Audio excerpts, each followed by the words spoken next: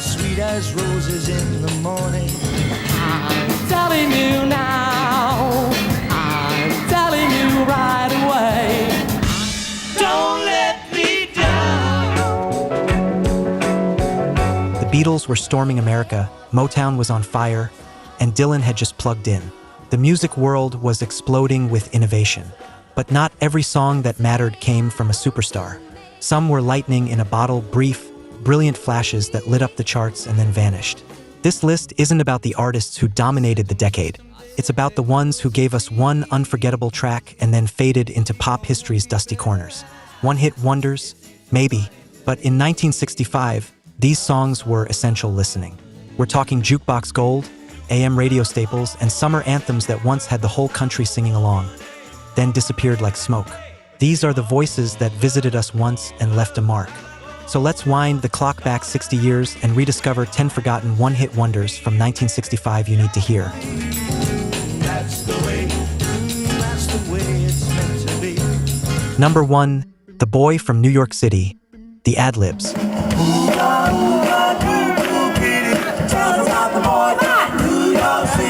Swagger, doo-wop harmonies, a jazzy swagger that felt like a Manhattan night in motion.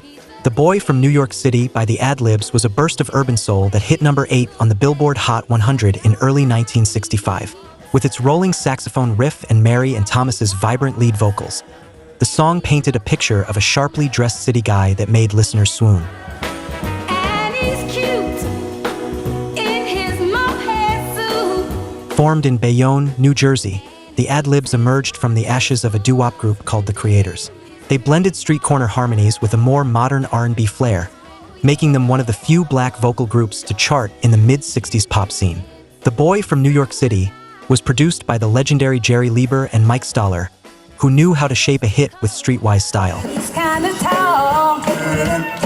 He's really fine. Though follow-ups like He Ain't No Angel failed to chart, this single stuck around long enough to be covered by Darts in the UK in the 70s, and again by Manhattan Transfer in 1981. Still, the original has a street corner magic that later versions couldn't replicate. This one-hit wonder captured the charisma of the city itself, and then vanished like steam from a subway grate. Oh yeah. He can dance. Number 2, Treat Her Right, Roy Head and the Traits. I wanna tell you a story every man ought to know.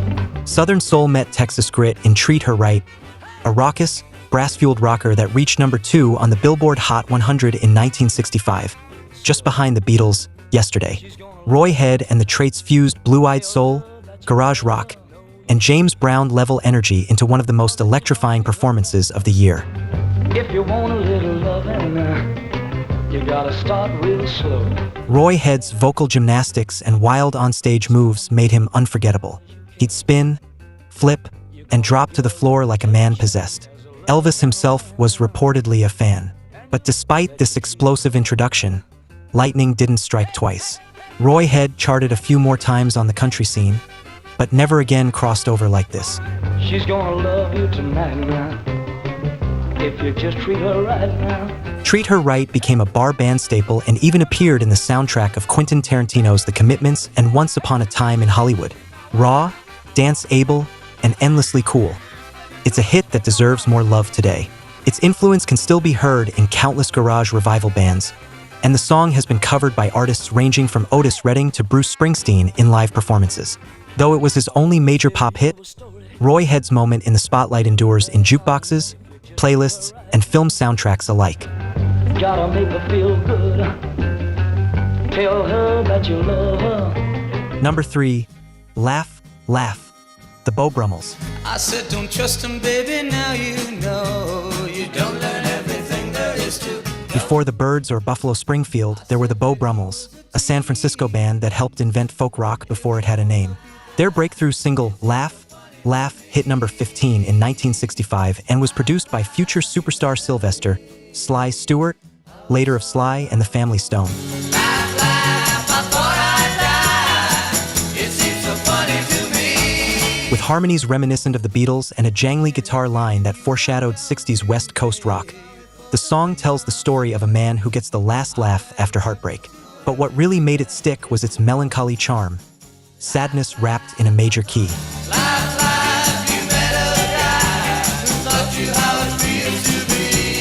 Despite this early promise, the band struggled with label changes and internal friction.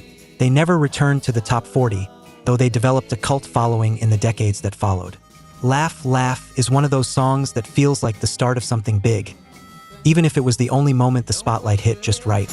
Lonely, oh so lonely. Number 4, Game of Love, Wayne Fontana and the Mindbenders.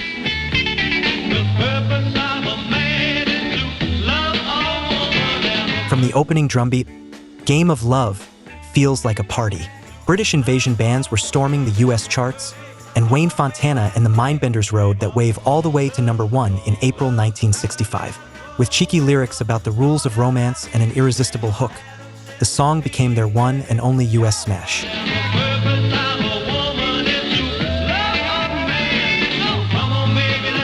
Wayne Fontana would leave the group just a year later, and the Mindbenders, without him, would go on to have a minor hit with A Groovy Kind of Love. But Game of Love remained their high water mark.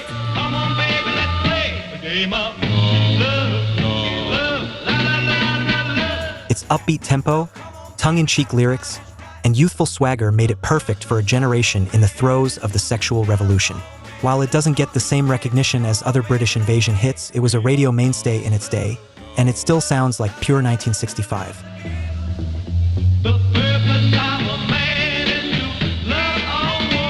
Number 5, I'm Telling You Now, Freddie and the Dreamers. I'm telling you now, I'm telling you right away. Freddie and the Dreamers didn't just bring music, they brought choreography. Their signature Freddie dance, a kind of arm-flailing, knee-pumping burst of energy, became a sensation for a hot minute. I'm Telling You Now hit number 1 on the Billboard Hot 100 in April 1965, fueled as much by their zany stage antics as by the catchy tune itself. I'll be saying for many years, I'm in love with you now. The song had already been a hit in the UK in 1963, but found new life stateside during the height of Beatlemania. With its bouncy rhythm and Freddie Garrity's nasally, enthusiastic vocal delivery, it captured a kind of goofy charm that was impossible to ignore. Maybe you believe me when I finally do. But the novelty wore off fast. While they remained beloved in Britain for a few more years, they couldn't replicate their US success. Today, I'm Telling You Now lives in the shadow of British invasion heavyweights, but for a moment it was as big as any of them. I'm in love with you now. I'm in love with you now. Number 6, A Lover's Concerto, The Toys. How gentle is the rain. This one-hit wonder blended pop with classical elegance, and it worked like magic. A Lover's Concerto by The Toys was built on the melody of a Bach minuet, rearranged with contemporary lyrics and a Motown-inspired beat. The original composition, Minuet in G major, long attributed to Bach but now believed to be by Christian Petzold, gave the track a timeless backbone that instantly elevated it. It climbed all the way to number 2 on the Billboard Hot 100 in late 1965. High up in the tree, serenade the flowers with their melody. Formed in Jamaica, Queens, The Toys were an all-girl trio with tight harmonies and polished poise. The track's Baroque pop fusion made it stand out in a year dominated by rock bands and soul singers. It sold over 2 million copies and became a global hit, charting in the UK and several European countries as well. Always to the lead, keep me staying young, heart eternally. Unfortunately, follow-up singles like Attack and Silver Spoon didn't catch fire, and the group disbanded by the end of the decade. But A Lover's Concerto remains a standout for its unlikely blend of elegance and teen romance, a crossover that still feels fresh today. Walk out in the rain, hear the birds above, singing once again. Number 7, Keep on Dancing, The Gentrys.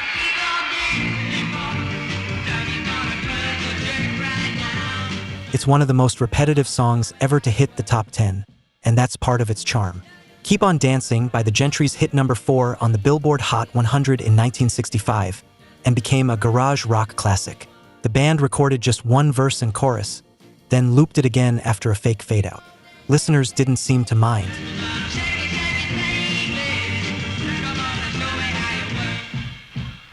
The Gentrys were teenagers from Memphis, and this song caught lightning in a bottle. With a gritty guitar riff, a driving beat, and an unforgettable shout of "Keep on Dancin' and A Prancin'," it captured the raw energy of mid-60s teen culture.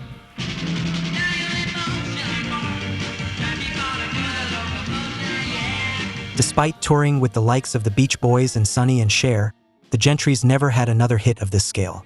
But "Keep on Dancing" got new life when the Bay City Rollers covered it a decade later. Still, the original's no-frills urgency remains unbeatable.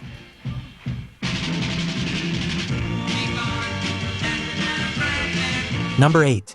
You Turn Me On, Turn On Song, Ian Whitcomb and Bluesville.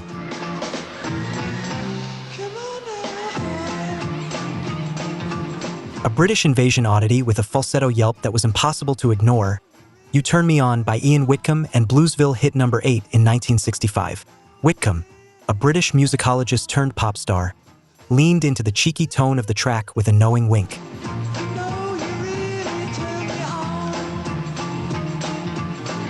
The song is packed with sexual innuendo, delivered over a raucous piano and raw vocals. It was part novelty, part early glam rock seed. In a sea of polished pop, Whitcomb's messy charisma stood out. But it wasn't meant to last. He quickly pivoted to writing books on music history, becoming more of a scholar than a singer.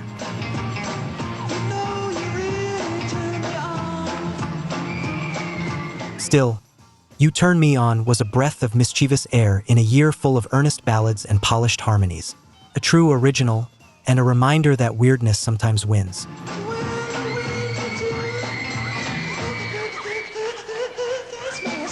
Number 9. Concrete and Clay, Unit 4+2. You to me are sweet as roses in the morning. You to me. With its acoustic guitar shuffle and Latin rhythm, Concrete and Clay sounded like nothing else on American radio in 1965. The song by British band Unit 4+2 peaked at number 28 in the US and hit number 1 in the UK. The sidewalks in the street, the concrete and the clay beneath my feet. Its lyrics compare love to the permanence of concrete and clay, a poetic metaphor wrapped in breezy percussion and subtle harmonies. The track's fusion of skiffle, pop, and bossa nova vibes gave it a global feel that was ahead of its time. But love will never die, because we'll see the mountains tumble. Behind the scenes, the group experienced rotating membership. The +2 of their name referred to a pair of studio musicians who rounded out the sound and occasionally changed. These shifts, along with the explosion of British rock and psychedelic sounds, made it difficult for Unit 4+2 to maintain their momentum. That's the way it's meant to be, all around. Concrete and Clay also charted in Canada and Australia, and its smooth rhythm earned it radio play across Europe. It's been covered in multiple languages, further underscoring its international appeal. Unit 4+2 couldn't keep the spotlight, but Concrete and Clay lives on as a singular gem, a track that felt worldly and warm in a decade that was just beginning to open its ears to global influences. Shadows fall, and once again you're in my arms, so tenderly. Number 10. The Duck, Jackie Lee.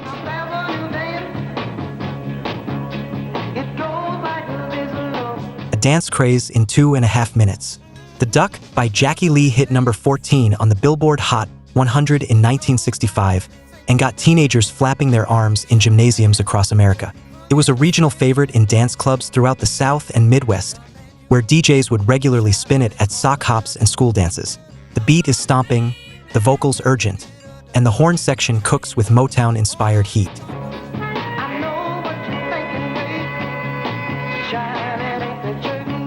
Jackie Lee was actually Earl Nelson of the duo Bob and Earl, Harlem Shuffle. Under this alias, he created a dance number that capitalized on a trend back when every new move had its own theme song. Radio DJs embraced it, and it briefly charted on several local R&B stations long after its national peak.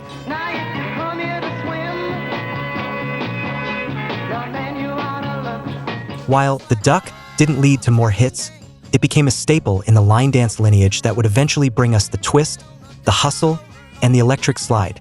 It's silly, it's soulful, and it deserves more credit for making dance floors come alive. Even today, it's remembered fondly by collectors of rare grooves and retro dance enthusiasts.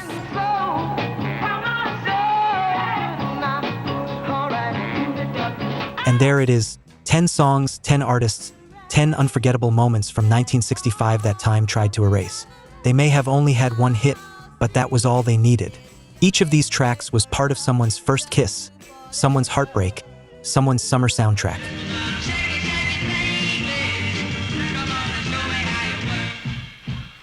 They lived on vinyl, spun on turntables, and poured through tinny car radios. And even if they never returned to the charts, they've earned a permanent place in music's hidden treasure chest. Always to the next, keep me staying young, heart eternally. One-hit wonders are often treated like footnotes, but sometimes one song is all it takes. Perfect melody, a timeless lyric, a moment that captures lightning in a bottle. I'm in love with you now. I'm in love with you now. So dig up that old record, pull up that playlist, and let these voices sing once more. Whether forgotten or not, their time in the spotlight was golden.